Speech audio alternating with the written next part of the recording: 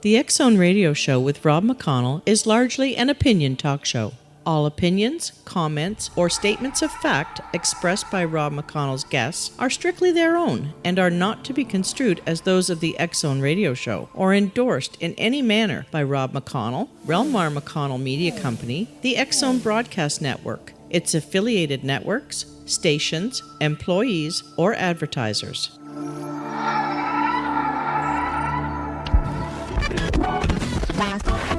All Hit Radio.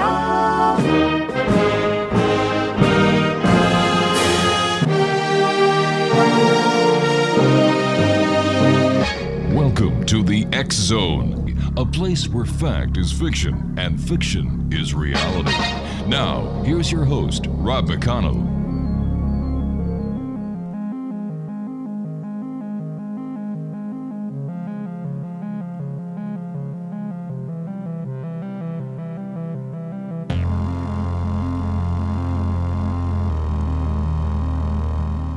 And welcome back to the X Zone, everyone. I am Rob McConnell, and for the next 4 hours, I'm your host and your guide as together we cross the time-space continuum to this place that I call the X Zone.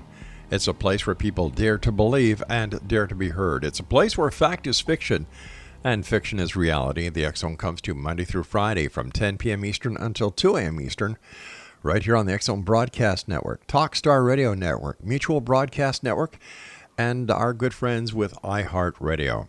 If you'd like to send me an email, xzone@xzoneradiotv.com, and to find out all about the programming we have available for you 24/7, 365, visit www.xzbn.net. My first guest tonight, X Zone Nation, is Richard ESTEP. He is in Boulder, Colorado. He first got involved with the paranormal research going back to 1995 in the United Kingdom after attending an overnight investigation at the infamous St. Botolph's, I believe, church. He spent the next 5 years investigating the haunted hamlets of Great Britain as a member of Andrew Wright's, Leicester? Leicester. All right, Leicester-based team. Richard co-founded Boulder, Colorado Paranormal Research Society with his wife, Laura, after relocating to the United States in 1999. Richard's work has been featured on TV shows, and if you'd like more information, visit him online at www.richardsestep.net. Richard, welcome to the X Zone. Thank you very much. It's a pleasure to be here. Yeah, what was your interest in the paranormal? Well, I grew up in a haunted house. Mm-hmm. My grandparents' house was haunted, or at least so they told me, and I found that fascinating from a very early age. What kid doesn't love a good ghost story? It just so happens that some of them are true. What was your first experience with an actual ghost? That would be when I first started paranormal investigation properly, and I would believe that was 1995. I went out to a church called St. Botolph's Church in Lincolnshire. Most people know it as Skidbrook Church, and it had developed quite a reputation thanks to a book called Ghostbusters UK, which detailed how a former team had visited that location and been chased out of there by some green mist that rose up out of a despoiled grave. So when I had the opportunity to join a local team and go and do what they did and learn a bit of the trade, I jumped at the chance and never looked back. Now, when you did the investigation at the same church, did you see any of this green mist? No, we did not. And I'll be honest with you, I thought that the account that I read was a little hard to believe. It was very Hollywood. Right. But, I'm sorry? No, I was just agreeing. That did sound very Hollywoody. It did. So I thought, still, I would like to give it a try and see what's what. We did have some good, interesting, anomalous activity. And perhaps one of the creepier incidents that occurred was we work in pairs, as most investigators do, to provide a set of corroborative eyes and senses. And as a colleague and I were walking around the corner of the church, somebody came up on the radio, one of our fellow observers, and said, "Hey, who is that behind you? Who's the tall figure behind you?" Of course, we turned around and there was nobody there. And this investigator swore that they had seen a tall, hooded figure follow us around the corner of the church. Any idea who that tall figure was? I mean, not a specific identity, but there are a couple of theories. I mean, one was that it may have been a monk or some kind of holy person. Alternatively, we knew that the church had been desecrated and despoiled. There were signs of satanic worship all over the place, and it may have been the apparition of somebody involved with that. It's impossible to say for sure. Tell me about your upcoming book, The Devil's Coming to Get Me. So The Devil's Coming to Get Me involves one of my most famous, favorite, I should say, cases of late. It's a location in Iowa called Malvern Manor. Malvern is a fairly small town. It's classic small town USA, in fact. And this isn't a former hotel, which was built in the late 19th century in order to service the railroad. So businessmen traveling back and forth across the U.S. would take a stop in Malvern for the night. And it was quite a local hotspot. It was a community center where people would go for events, those kind of things. When the railroads were overtaken, pardon the pun, by the highways and people started traveling more by car, the hotel became a medical retirement facility, and it was where people who were suffering from addiction, people who were needing extra kind of care, or senior citizens, people with mental illness, all kinds of people with special needs of one sort or another would be placed. And that ran until 2005, when Malvern Manor finally closed down and was left abandoned and basically left to rot. Turned out that the place had a reputation for paranormal activity, and when it was purchased by a gentleman called Josh Hurd and some colleagues of his, they began to investigate and found, sure enough, the paranormal activity there was coming thick and fast. And I'd always wanted to visit that location since I'd seen it featured on the TV show Paranormal Lockdown. Mm-hmm. Why do you think the paranormal is so popular these days? Well, on the one hand, it's become a form of tourism. I mean, paratourism is now an entire industry, isn't it? I know that growing up during the 90s, if you went out looking for ghosts, you were regarded as a little bit strange, a little bit odd. But now there is an entire cottage industry built around ghost tours and ghost vacations, ghost weekends, those kind of things. And I think people have a deep fascination with the paranormal. We all want to know what happens to us after death. And the idea of perhaps meeting that face to face, people find that a very appealing and thrilling prospect. What they don't realize a lot of the time is that much of our time is spent waiting around in the dark with a whole lot of nothing happening.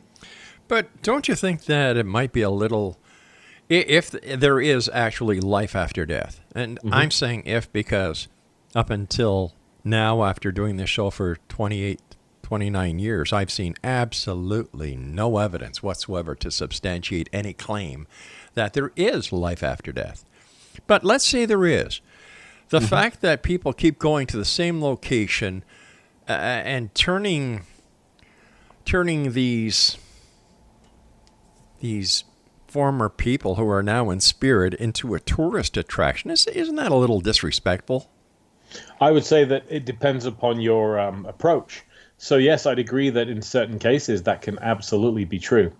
I think most serious investigators, though, approach it with a genuine sense of curiosity and affection. I know that in the case of Malvern Manor, Josh, who oversees the ghost tours there, he's very protective and very fond of the entities there, even when some of them don't seem to be particularly fond of him. And it's an opportunity to keep some historic old buildings alive, which would otherwise fall into ruin. And allow the stories of some of these people to be sustained and told. I've got mixed emotions when it comes to keeping these events going, just as strictly as an entertainment venue or a tourism attraction. My inner feelings and the way I feel about people, whether they're alive or dead, it just doesn't meld. But to find out people are charging other people to get thrilled in these locations, to me that is, that you're preying on the dead. I think that's certainly one approach you can take, and that's a perspective that I wouldn't necessarily argue with. And again, I would say that it all comes down to how you approach it. There are many such cases where the researchers are trying to make contact, trying to gather evidence and establish contact. So I'd also say to you that in 29 years, you've seen no evidence that there is life after death. So That's right. how can one be preying upon the dead? Out of sheer respect for the possibility that there may be, in fact, something to it. You know, so just in case it's kind of disrespectful, you're saying. Well, for example, if you commit blasphemy, nobody's ever seen God, yet why would anybody commit blasphemy and curse him out? They don't out of respect. So if, in fact, there are dead people that are walking around, whether they're trapped on this side as ghost people say, or they don't go to the light, or they stick around for one reason or another, I think that there's a bit of disrespect here when these locations where there are allegedly all these different spirits hanging around that are being used for entertainment purposes. Well, I think in the case of blasphemy, again, one has to believe in God for that to be a possibility. Right. I think it's also in a field that is it's full of drama. I think it's important for us all to respect everybody's right to their own beliefs, even if we don't respect those beliefs themselves. Especially when there's a buck to be made, right? I'm not sure I follow. I'll be back. We'll be back on the other side of this commercial break. X-Zone Nation. Our guest this hour is Richard ESTEP, and he is in Colorado. And his website is www.richardestep.net. And we'll be back on the other side of this break. Don't go away.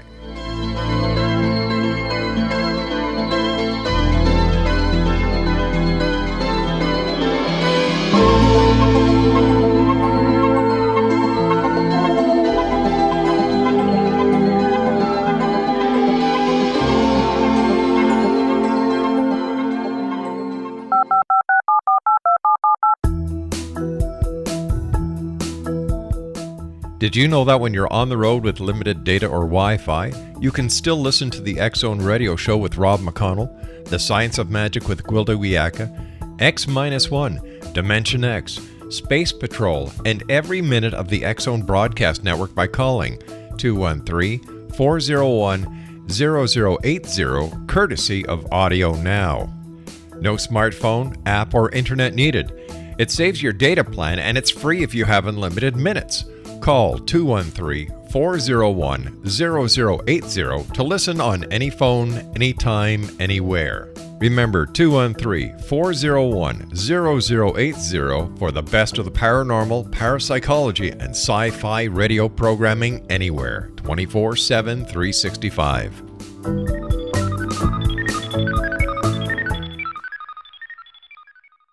You have heard of the X-Zone? Now watch it on Simul TV. Plus 500 video games, live TV channels, free video on demand, worldwide, and more. Does this sound like tomorrow's television? Well, it is, but you can have it today, right now. It is Simul TV. Simul TV offers what the others only wish they could provide. 15 exclusive channels like X-Zone, sci-fi, and horror. We are worldwide. No other provider offers that. 500 built-in video games. No need to have an extra expensive system. We have them included. Free video on demand. Live streaming events from around the world. Interactive online network, and much more. Tomorrow's TV today. Simul TV. Sound too good to be true? Well, it's not. You can have Simul TV today. Sign up at simultv.com. Do it today.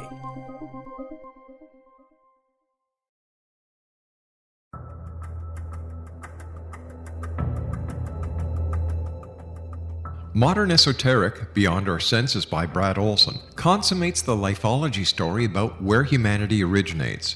It is the lost continents, the primitive wisdom, the mythos of creation, and the rethinking of ancient history as we are taught in academia. There is much more to the story than what we have been told. As this is the first book in the Esoteric series, Modern Esoteric starts at the beginning of time and accelerates up to this modern age. Future Esoteric is book 2 in the series and takes a forward-looking position ahead of today with an open and honest examination of the ET issue and various unexplained phenomena. To discover the writings of author Brad Olson, visit www.bradolson.com. That's www.bradolson.com.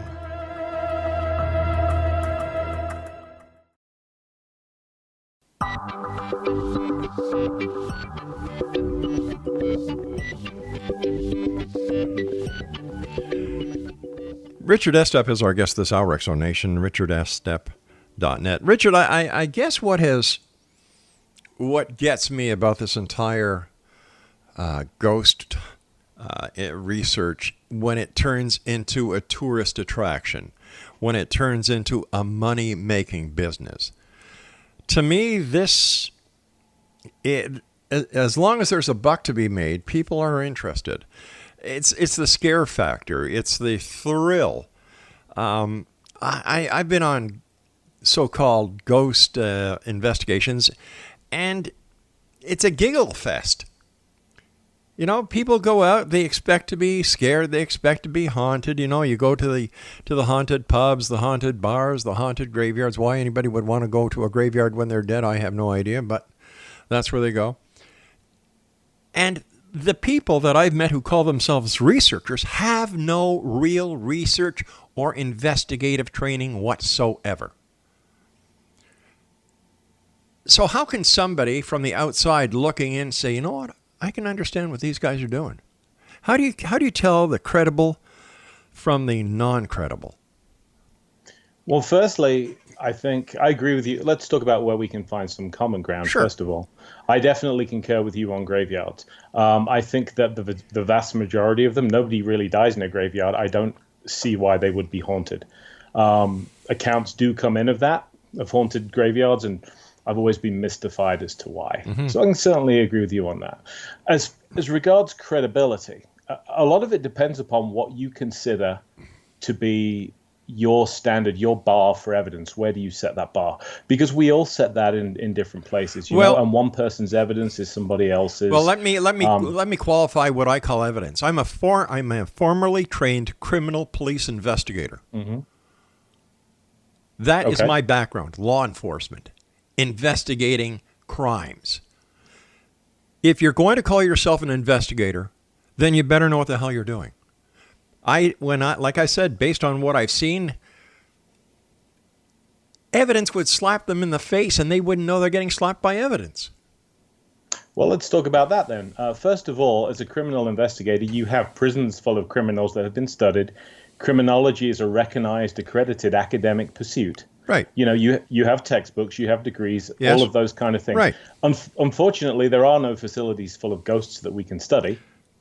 And indeed, there are many people that will say ghosts, spirits, the paranormal, call it what you will, don't actually exist in the first place. We can all agree that criminal behavior occurs. We cannot all agree that there are such things as ghosts, spirits, entities, call them what you will. Sure. So already it's a pretty fraught field. If you're expecting this, if you're setting your standard of evidence as something that can be reproduced 100% of the time reliably in a lab, unfortunately, I don't think that's currently the case. I understand that, and I can appreciate that. However, crime cannot be replicated when you arrest a suspect based on the evidence that you collect in order to make that arrest and get that conviction. You can't replicate that in a lab under scientific conditions. You have to follow the evidence. And what I'm saying is that with all the investigators that are out there, and right in Southern California alone, there are over 1,500 and some odd different paranormal investigators that go out trying to find evidence with 1,500. That's a very specific number. Well, yeah. Because what's your source on that? What's my source? It's called a database. A database. You know, so I'm sorry, I didn't realize there was a database of specifically all of those paranormal investigators. Yes, there is. Oh, great. If you'd send me a link, I'd really appreciate it. It'd be a good resource. Sure. Okay, but like I'm saying, if you've got all these researchers, all these Ghostbusters, all these paranormal detectives that are out there, and the paranormal has been investigated for I don't know how many hundreds of years, how come there's no evidence to substantiate it by now? Again, we keep coming back. It's a circular argument at this point, isn't it? Because what we speak of when we speak of evidence, we're not agreeing on. All right, so what do you consider evidence? Well, let me give you an example. Sure. In a number of cases, I've been in a room with 2-3 people that I know. Mm-hmm. We've run voice recorders, asked various questions, And you will find the phenomenon I'm sure you're aware of. It's called the EVP, the electronic voice phenomenon. Sure. We will get voices occur on those recordings which do not originate in that room. All right. Now, but there are sorry. people who will tell you these are stray radio waves, stray cellular signals, so Yep. on and so forth, which is a possibility a certain amount of the time. But then when those voices are somewhat interactive and seem to be answering direct questions, that makes things a whole lot more complex and harder to explain. But how do we know? Like I've been with other people who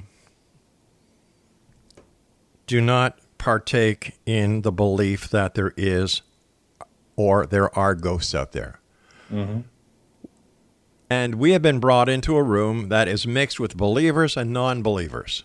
Mm-hmm. The believers hear EVP voices. They don't all agree on what the EVP is saying, but they hear something. Mm-hmm. The non-believers hear static. Well, and it's interesting, the phenomenon is audio pareidolia. It's a well-documented scientific phenomenon. You see it with your eyes, you hear it with your ears. Mm-hmm. The human brain wants to make sense of apparently random patterns. Yep. So this is why we can look at a series of shadows and see figures and faces. Mm-hmm. It's why we can listen to static Right. and hear apparently meaningful sounds. But those sights and those sounds cannot be quantified as evidence By your standards, you're correct. They by cannot. the scientific community. By the standards of the scientific the only community, people who take I these, agree with you, they cannot. the only people who take this as evidence are those who believe. Now, how do we know that the scientific community is wrong or right? And how do we know that because of the belief of the paranormal investigator, they are so willing, so wanting to collect evidence to prove their point that it isn't a mind play that is in effect here? Oh, it's a definite potential exists for bias. And one of the things I've learned doing this for 26 years, not Yep. quite as long as you've done the show, but still, and I would say that this has become a life lesson for me as well. So it extends to many areas of my life, is this. Sure. The more certain somebody is on this or any other particular subject, the more concerned I am about that person's information and what they're telling me. It's not a bad rule of thumb. And there are people that will border on fanaticism when Yes. it comes to this. I'm sure you've met them. Yep. I can tell you all about spirit manifestations. The afterlife looks like this. An apparition manifests in this many stages. There are spirit orbs, all those kind of things. And they will tell you this as though they've conducted, a peer-reviewed study and proven it beyond all doubt. Yeah. And it's unfortunate. On the other hand, though, you'll get those people who are skeptical that say this stuff simply cannot happen. Despite the millions of experiences documented throughout human history, every single one, going all the way back to ancient Greece, every single one of those quote-unquote ghostly experiences has a non-paranormal explanation, and therefore this stuff cannot and does not happen.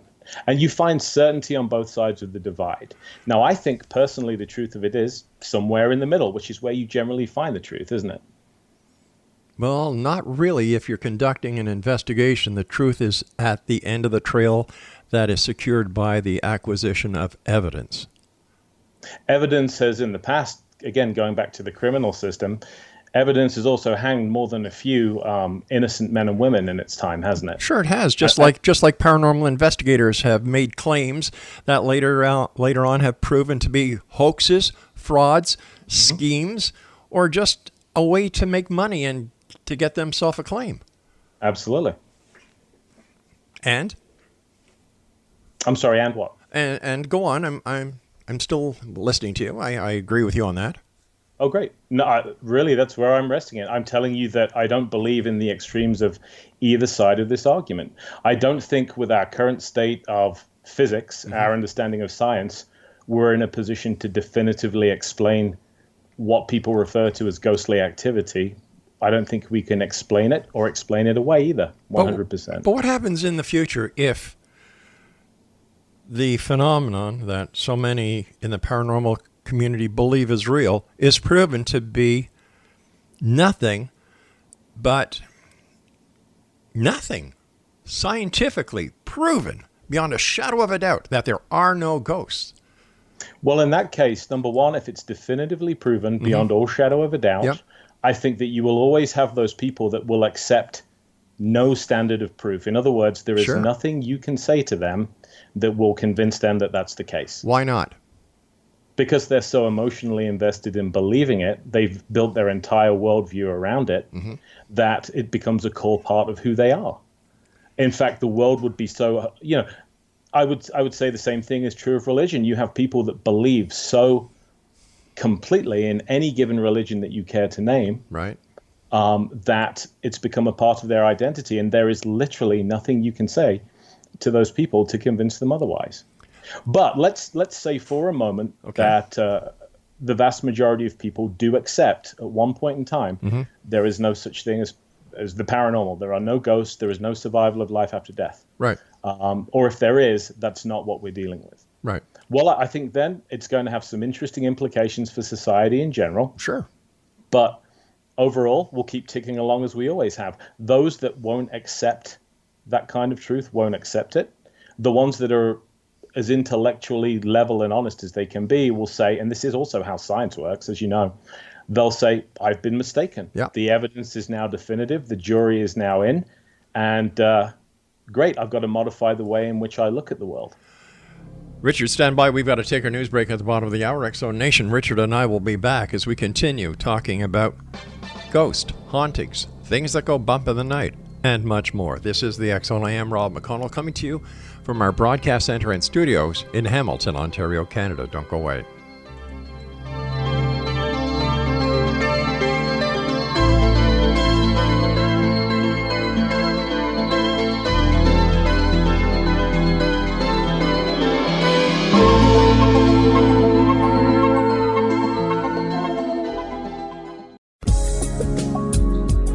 From our broadcast studios in Hamilton, Ontario, Canada, to the world and beyond, you're watching the X-Zone Broadcast Network, www.xzbn.net.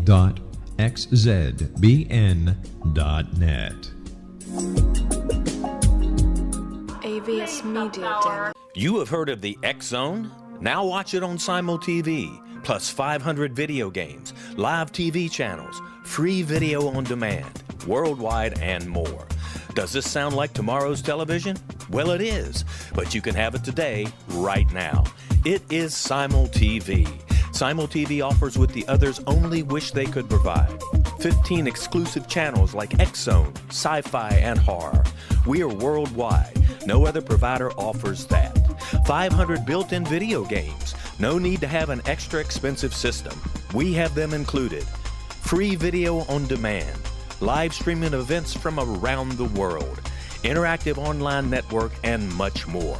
Tomorrow's TV today. Simul TV. Sound too good to be true? Well, it's not.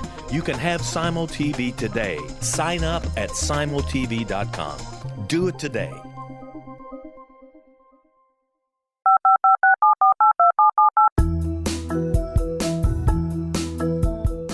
Did you know that when you're on the road with limited data or Wi-Fi, you can still listen to the X-Zone radio show with Rob McConnell, The Science of Magic with Gwilda Wiyaka, X-1, Dimension X, Space Patrol, and every minute of the X-Zone broadcast network by calling 213-401-0080, courtesy of Audio Now.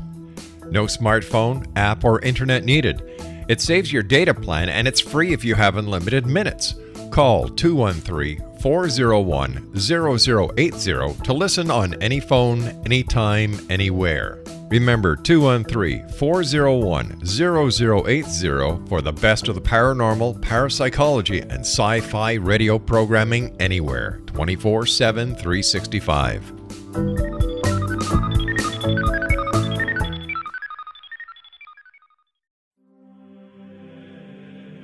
Rob McConnell here, presenting an overview for Nicholas Paul Jennings, author of a fascinating book, Amen.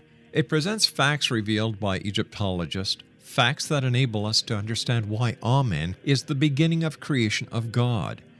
It provides recommendations for religious leaders of the major religions to unify their beliefs and teach the Word of God. Love one another. Amen informs people how mankind conceived God. It was the Egyptians that developed the concepts of a soul, a hereafter, and Son of God. And finally, after the worship of many gods, they conceived the belief in one universal God, the maker of all there is. For more information, visit www.futureofgodamen.com. That's www.futureofgodamen.com.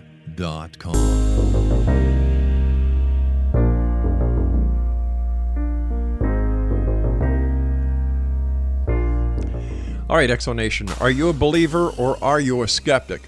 Send me your emails, exxon@exxonradiotv.com. Richard ESTEP's our guest this hour, www.richardestep.com, and he is the co-founder of Boulder County Paranormal Research Society in Colorado. Besides the EVPs that you yourself have heard, and that you and other people believe are the communications of spirits or those who have survived death one way or another, what other evidence have you seen yourself that is out there? Well, then we come into the realm of one of the most contentious aspects, which is the personal experience. I think work in this field for long enough, and most investigators or whatever you choose to call us, I believe Ghostbusters was the phrase you used earlier, we will tend to have strange personal experiences, things that we can't explain away. Either we see something, hear something, feel something. One of our five senses experiences something that's difficult for us to explain. How has your keen interest and your enthusiasm within the paranormal, how has that changed your life? I mean, when I say that, do you find yourself getting more involved in it? Do you find yourself looking to see how you can better investigate it and how you can acquire the evidence and the proof that you're looking for? Well, it's generally changed my philosophy and my approach towards everyday living. Really? And again, as I think I said earlier, it's taught me that certainty in many aspects of life is so much harder to find than we would like to think. It's taught me to beware those who claim they have the definitive answers or claim that they have all of the answers. If you would not have been raised in a house that is haunted, would your interest in the paranormal be as strong as it is? I don't believe it would be the case. In this particular instance, I had reports from both of my grandparents, and my grandfather was an infantry sergeant. He fought in the Second World War in Burma. Right. And this was not a man that was given to flights of fancy or imagination, Yep. He was a very down-to-earth, gruff. We called them the greatest generation for a good reason, didn't we? Yep. So that was him, and he didn't hold truck with any of this stuff until it started happening in his own house. So not only his testimony, but that of my grandmother and those of my aunts and uncles. So hearing those stories personally from people that I found to be very credible definitely ignited my interest and passion. I don't know if I would have had more than a passing interest if I hadn't been part of that environment. But you see, I can understand that, and I can appreciate and respect where you were getting your information from. The type of people that you were raised with, you're the sergeant in the army who, like you said, took no gruff. But when you're watching the TV shows, when you're watching the research that, I'm not talking about all groups here, okay? I'm talking about a majority, not all groups, how they proceed, and how it's turned into a circus and a comedy at the same time. How are people who are not as involved as you are, and I'm sure the other members of your team who go out and do it to the best of their abilities, how is somebody from the outside supposed to take this entire genre seriously? I'm not saying for a moment that they should. But isn't that what we would like? Is that there are set standards, ways of doing things, and instead of making it into a comedy fest or something else, act professionally when you're doing it. Now, go ahead. That's all I wanted to say on that. I just find it rather disrespectful to the dead, because the groups that I've gone out with, they turn it into a mockery, challenging these ghosts, these spirits. And I just find that, you got to be kidding, guys. Come on. Well, Rob, again, this is something I can see eye to eye with you on. Yeah. And one of the problems that this field has always suffered from is if you, well, let's use a personal example. I make my living as a paramedic, have been in emergency medical services for 15 years. And I've got to say something at this point. I thank you for your service. You're welcome. Thank you for your service to law enforcement. I was just resisting the urge to say, if you send me that link, I'll send you some donuts. I do love our friendly rivalry with our brothers and sisters in blue. Now, we say somebody's a police officer, whether it's in London or in Denver or in Ontario, there's a basic skill set there. Right. There's a minimum standard of professionalism. There'll be differences that vary between regions and organizations. The same is true of a firefighter, isn't it? The same is true of a doctor, a nurse, or any profession you care to name. Right. Unfortunately, you can, and this includes me, you can set yourself up as a paranormal investigator with nothing more than a free website and your own business cards and a K2 meter. Exactly. And I've met paranormal investigators who do not know the first thing about reading a K2 meter properly. Well, there is no regulating body. There is no authority that oversees it. It's not actually a profession as such. Right. That being said, one can choose to behave somewhat professionally. It's not glamorous. Therein lies the problem. And we tend to find that many people do drift away from this field when they realize that so much time, if you do this right, is spent chasing poorly insulated wires. It's spent looking at a person's medical history and realizing that several of their medications can induce hallucinations. Right. Those kind of things are not glamorous. Yeah. They're certainly not as exciting or sexy as somebody on TV, waving an EMF meter around and then they use the magic D word, right? The demon. Yeah. Everything is a demonic entity these days because that's what sells. That's what gets the ratings. And unfortunately, that's the state of the field today. And it's very much a double-edged sword. On the one hand, it's brought ridicule down upon us. Mm-hmm. On the other hand, it's spurred a mass public interest in this field that I don't think we've truly seen since the aftermath of the First World War. Well, I must say, I admire the way that you proceed, and that the way that you look at things in the paranormal. It's a refreshing way that I've heard in such a long time. Well, thank you. I mean, in medicine, we talk about certain things that are a diagnosis of exclusion. And with your background, of course, you're very familiar with Conan Doyle and Sherlock Holmes, mm-hmm. and the great detective's axiom that, I should say the fictional great detective's axiom that once you eliminate the possible, whatever remains, no matter how improbable, must be the truth. We're in the business, or should be, of eliminating as much of the possible as we possibly can. So once again, if somebody listening to us tonight says, "You know what? I love the way that Richard thinks," they go on the internet, and there they have hundreds upon hundreds upon hundreds of paranormal investigator websites. Mm-hmm. How do they know where to go to get the right information in order to conduct themselves as a credible paranormal investigator? That's a good question. And again, I think one has to choose one's role models carefully, which is, again, true in all aspects of life.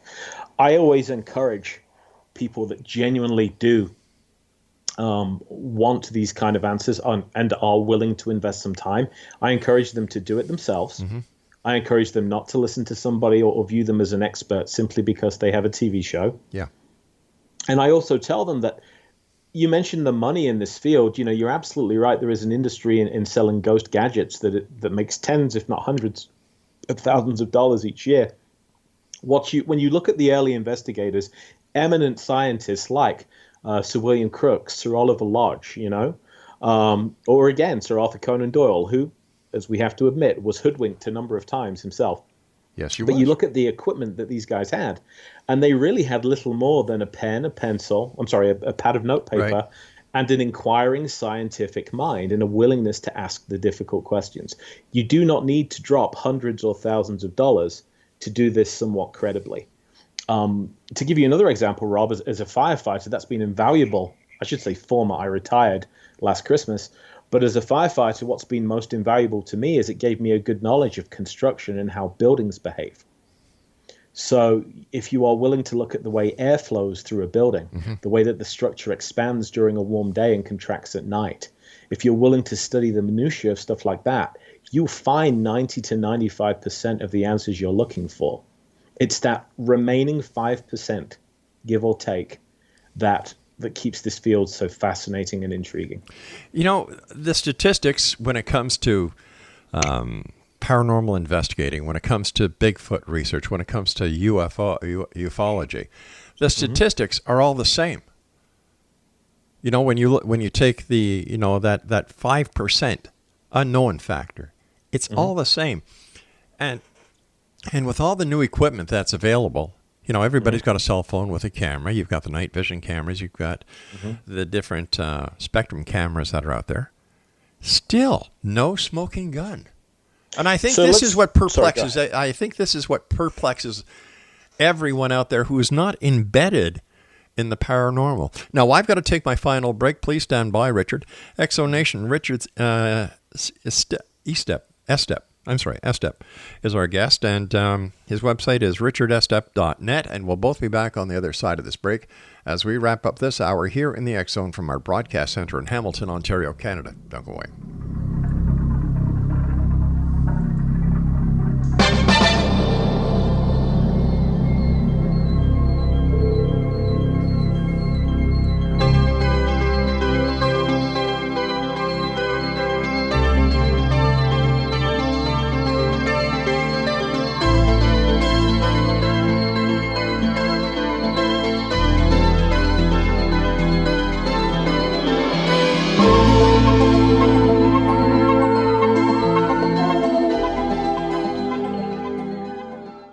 You have heard of the X Zone? Now watch it on Simul TV, plus 500 video games, live TV channels, free video on demand, worldwide, and more. Does this sound like tomorrow's television? Well, it is, but you can have it today, right now. It is Simul TV. Simul TV offers what the others only wish they could provide. 15 exclusive channels like X Zone, sci-fi, and horror. We are worldwide. No other provider offers that. 500 built-in video games. No need to have an extra expensive system. We have them included. Free video on demand. Live streaming events from around the world. Interactive online network, and much more. Tomorrow's TV today. Simul TV. Sound too good to be true? Well, it's not.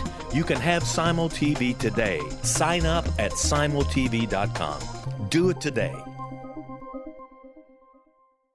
The new nonfiction book, Razor of Madness, is similar to cult movies like Clockwork Orange, Dragon's Tattoo, or The Other Side of Hell. Wayne Morin Jr. and Thomas Lee Howell expose widespread and systematic deficiencies in this thought-provoking tell-all novel. Mind control rages among scholars in law schools. Human rights are ignored while thought reform and mental manipulation are accepted practices used as behavior modification. Dr. Louis Jolyon West comes to mind.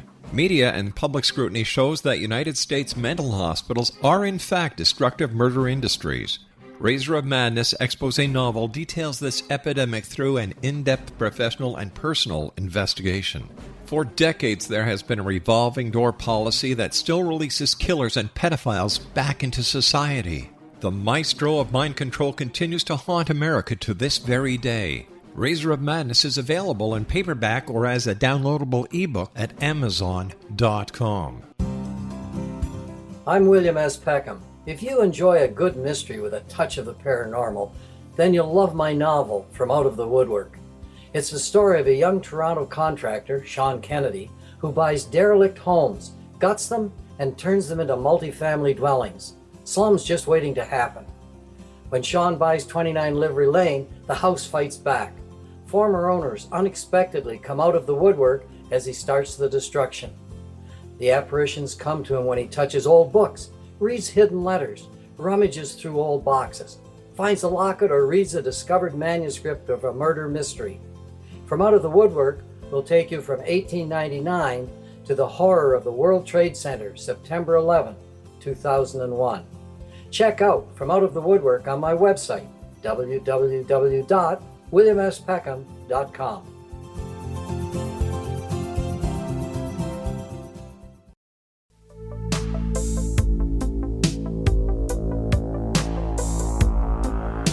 Richard ESTEP is our guest, X-Zone Nation, www.richardestep.net. So how come, Richard, with all the non-members of the paranormal research community who don't deliberately go out on a regular basis looking for evidence of the paranormal or life after death, they have cell phones that have cameras, and even the investigators like yourself, I'm sure, have all the new modern photography and video equipment. How come, once again, I've never seen any video footage or any photograph that... May I, I'm sorry, Rob, may Sure. I paraphrase you? Sure. I've heard this said so many times, and it's a brilliant point. With Americans, Canadians, Britons, whoever, we're all on camera more times a day now than at any other point in human history. So where are all the good ghost photos and videos? Exactly. So, yeah, absolutely. It's a great point. When I consider this kind of stuff, I've come up with an intellectual exercise that works pretty well for me. Okay. If you could somehow transport your great-grandfather to your house today, it's a logic exercise, so bear with me. And let's say you were able to take him to a hospital. Now, assume that he was a physician or worked in medicine. In his day, just over, let's say 100 years ago, the concept of some of the advanced techniques we have of imaging, of MRIs, of those kind of things, absolutely alien to him. Yep. Go back 200 years, antibiotics, X-rays, absolutely incredible. In fact, go back far enough and it borders on witchcraft or magic. Now, those have always been properties of nature, of the natural universe. It's only relatively recently that we as a civilization or as a species have been able to harness them. But go back far enough and those X-rays are witchcraft. How can you possibly see inside a body? How can you flip on a TV and see tiny people in there?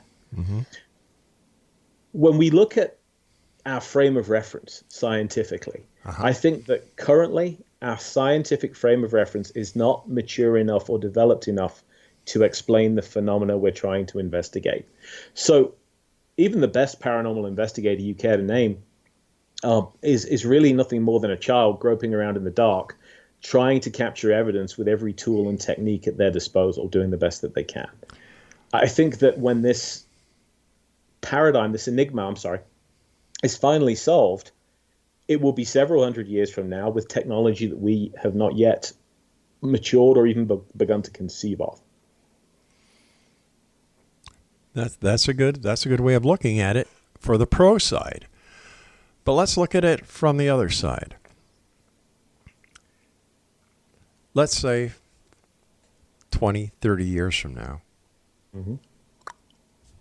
40, 50, 60, 70 years from now, no evidence is found. What is it? A matter of waiting for the right technology to be discovered to prove something that for hundreds of years has not been proven? We're not talking about medicine, because when you're talking about medicine, when you're talking about electronics, when you're talking about broadcasting or any other major invention, we're talking about people working together for a common cause. We're not talking about hobbyists who decide to go on an expedition to try and prove that something is real. Because why are there not members of the scientific community working on this aspect of reality called the paranormal? Well, there are very few. I mean, most of the major academic institutions studying it closed down their facilities. I mean, for a true academic, the answer to that is to even profess an interest or a belief in the paranormal or the possibility of it existing is to be disparaged, and it's to encourage ridicule, and it's potentially career suicide. Why do you think that is, though? If there is something out there, why wouldn't the scientific community want to be involved? Because it would open up an entire new door and way of thinking. Well, this sort of research was going on through the 70s and 80s, and funding eventually dried up. I think some parts of academia concluded there was probably nothing to it. I also think that the popularist image, the ghost hunting TV shows, have really not helped, because who wants to be associated with that if you're a career academic? And frankly, I can't say that I blame them. But this is one area of endeavor that is being tackled primarily by, as you said, hobbyists, because really nobody else is doing it. The experiences continue to be reported, so they can be ignored, they can be laughed at, they can be disparaged, they can be pushed into a corner, or treat them however you want to. But if the professional scientists aren't going to look into them any longer, having already concluded these people are all mistaken or mad or drugged, or call it what you will, then they're going to go unheard. And a lot of people, especially those of us with an interest in the field, want to keep asking those questions. Now, you can certainly quibble with the way we go about it. That's your prerogative. But the fact that more research is needed, I think, cannot be argued with. All right, so let's say that it is discovered that ghosts are real. What will it prove? And how will that help mankind? It's so tempting when we say the word ghost. It's a loaded term. We all think spirit of dead person. We think survival after death, don't we? Yeah. But there are more intriguing theories. I mean, it's I think equally possible that there is an interdimensional aspect to it. I think it's entirely possible that there may be, in some instances, cases of time slips, in which case, we're actually seeing some kind of naturally recorded image of an earlier time, and that there's nothing to do with the spirits of the dead at all. There are so many potential explanations that I think the quantum physicists would have some amazing insight into this. I don't know what it will prove because, quite frankly, I don't know what most of these phenomena mean. And after 26 years doing it, I'm more uncertain than I was at the beginning. Because you answer one question, or at least you think you do, and you end up posing 3 or 4 more. It's quite maddening. If we're talking about the spirits of those who have lived before, let's just use that as an example. Sure. Why are there not reports of ghosts of Neanderthal men, Neanderthal women, or dinosaurs? Because I've heard of reports of horses, of dogs, and other animals, but I haven't heard of a report of a dinosaur. I haven't heard of a report of a Neanderthal, and anything between. So why is it only modern day ghosts, or ghosts of soldiers, ghosts of Native Americans or Native Canadians, with nothing prior to that? Is there because there's a shelf life of a ghost? That's a great question too, and it's one I've often pondered. I'm by no means do I have an encyclopedic knowledge, but the oldest ghost, in other words, the oldest ghost that I've heard was at the treasurer's house in York, and that was a column of Roman auxiliaries marching through the basement. So that would make them something like 1,000 to 1,500 years old, I do believe. And how many times have these ghosts been seen? Well, that's a great question. I mean, we still don't know how ghosts are seen. There are many instances, if you look at some historic building, where you'll see a tour group going around, 2 or 3 people see an anomalous figure, 17 or 18 don't. So we assume when we say somebody saw a ghost, that they actually saw it with their eyes, that light from an image passed through their eye into their brain. But I think it's equally possible that we perceive them in an entirely different way. And it may have to do with that individual's brain chemistry. It may have to do with, there may be a genetic component, their state of mind, their state of mood. I think that there are a number of conditions that have to align in order for one to perceive a ghost. Otherwise, we'd be sighting them or perceiving them all the time. Exactly. And that's the point that I try to get answered is, why doesn't everyone see these ghosts? Why doesn't everyone hear these noises? You know, once again, how much of this that is being reported is the desire of the person having the experience, whether or not that experience is true? It's the vast majority of cases, in my opinion. So how do we turn those tables around? How do we get those figures to reflect the growing amount of people who may have legitimate sightings or experiences compared to the, the vast majority who do it because they just believe? Like how every kid on earth or who believes in Santa Claus believes Christmas Eve that Santa Claus is coming. The truth is we don't. You don't have to look too far to see that. I'm sure you'll agree with me, Rob. We're becoming a much more credulous society. We're less willing to ask the hard questions about anything.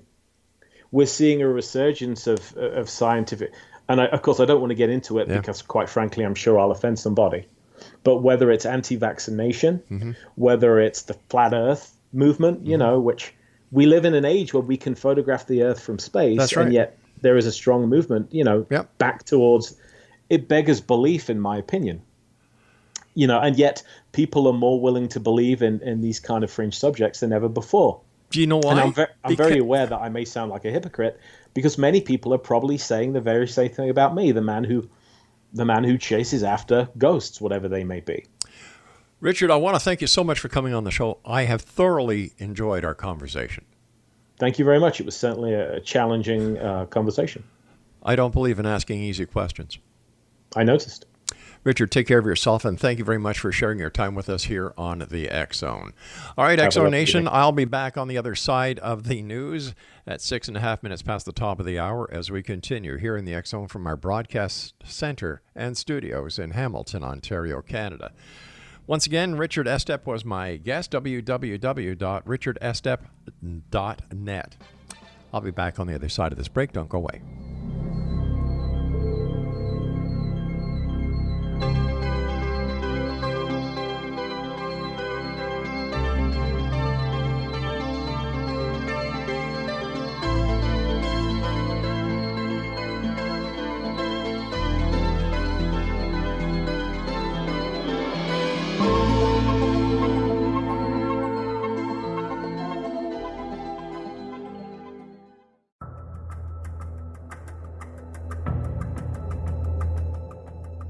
Modern Esoteric, Beyond Our Senses by Brad Olson, consummates the lifeology story about where humanity originates.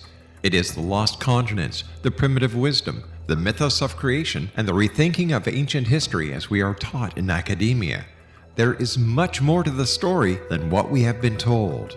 As this is the first book in the Esoteric series, Modern Esoteric starts at the beginning of time and accelerates up to this modern age.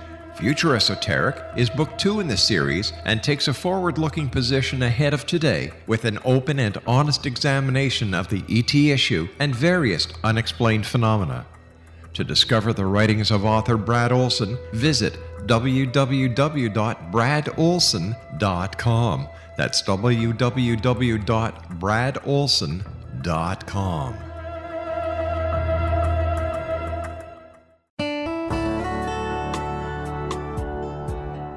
Are you or is someone you know struggling with addictions, depression, anxiety, relationships, low self-esteem, lack of confidence, grief, success, and prosperity?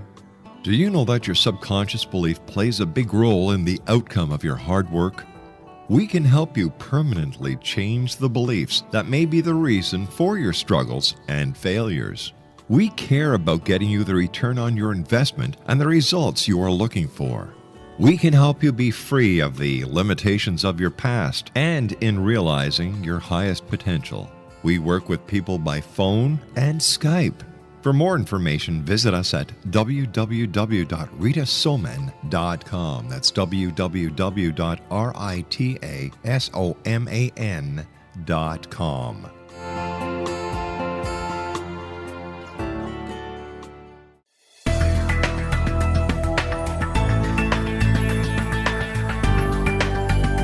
Do you think you have energy problems in your home?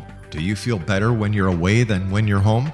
Joey Korn is a global leader in the world of dowsing who specializes in personal energy clearing and space clearing. He can help you create an ideal energy environment in your home no matter where you live in the world. Learn about his remote spiritual house cleaning services and much more at www.dowsers.com. You can get Joey's book, Dowsing, A Path to Enlightenment, as well as other dowsing books and tools, Kabbalah books, and Walter Russell books. Joey's work is really amazing. Go to dowsers.com right now. That's DOWSERS.com or call 1-877-DOWSING. That's 1-877-369-7464.